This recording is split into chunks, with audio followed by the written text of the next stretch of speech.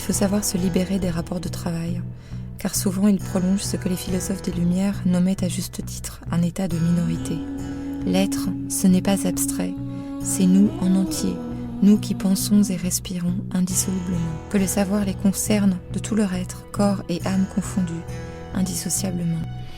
Car on peut danser en n'écoutant pas sa douleur, en se blessant, en ne sentant plus vraiment les raisons pour lesquelles il est important de danser, et même parfois dans l'hypothèse. Voilà pourquoi l'éducation est morale par essence, et ne peut cesser de l'être, infinie, et qu'elle peut donc triompher de tout.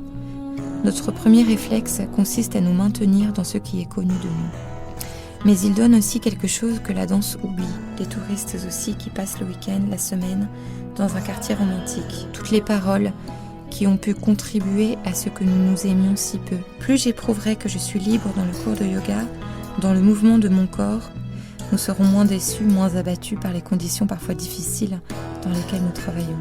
Revenir au cours de yoga après un coup dur vous redonne à vous-même. Car dans des moments difficiles, les problèmes, les questions deviennent plus grands que nous, plus forts, et ils en viennent à se confondre avec notre souffle et notre pensée. Ou de la nécessité d'introduire. En explorant diverses positions, nous explorons notre corps comme autant de pays étrangers, de terre vierge. Les sensations nouvelles sont une découverte en soi. La qualité sociale se définit par le rôle et l'importance qu'un travail confère dans la société, à commencer par l'importance que comporte, à lui seul, le fait de travailler aux yeux de tous. Claudel est morte de solitude et d'abandon, mais parce que les capacités de cet artiste ont été orientées et conduites au perfectionnement. Que les choses sont qu'elles auraient pu ne pas être, mais qu'elles sont. Voilà qui trouble l'intelligence lorsqu'un paysage familier se révèle tout à coup hostile ou inquiétant.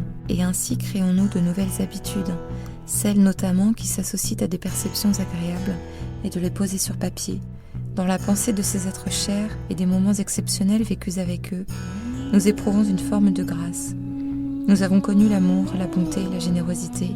Nous avons eu droit au meilleur de la vie. Corps et esprit indistincts. C'est de là que nous devons repartir. Et le yoga, entre autres, pratiqué par tous, nous rend à cet usage global qui nous fait défaut et nivelle indûment les hommes entre eux. L'une des choses les plus difficiles n'est pas de rester soi-même, comme tant de magazines nous le conseillent, mais au contraire de changer. Il faut prendre garde alors à la haine qui rôde. Elle se déplace pour nous épargner de visiter ce lieu ignoré. Et pourtant, combien de fois sommes-nous jugés, un peu benets? Il ne s'agit pas de se faire face dans un silence monacal. Un cours collectif, guidé par un professeur expérimenté, suffit à conduire vers ce que nous sommes, c'est-à-dire vers un rapport à notre corps qui n'est condamné par personne. Il nous faut nous résigner à n'en participer qu'un moment. Car le fait de subir les désirs et la tyrannie d'un autre nourrit de l'angoisse. Et nous nous nourrissons alors trop, pour enfin créer une mémoire orientée sur le bien-être et la recherche de la santé. Cependant, on ne peut simplement soutenir que la pensée de l'esprit suffit à guérir le corps. Certains vivent alors comme après des actes qui en exprimeraient la conséquence s'ils avaient lieu.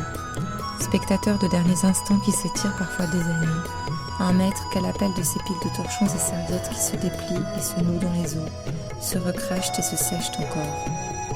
La peur de la mort ne me paraît pas être celle de souffrir en mourant, ni de souffrir de mourir. Une situation, une phrase, nous empêche peut-être de vivre depuis des semaines, des mois, des années. Le devoir que nous avons envers nous-mêmes, que nous ne nous en mêlons pas. Elle nourrit ainsi un autre rapport à nous-mêmes, et du coup,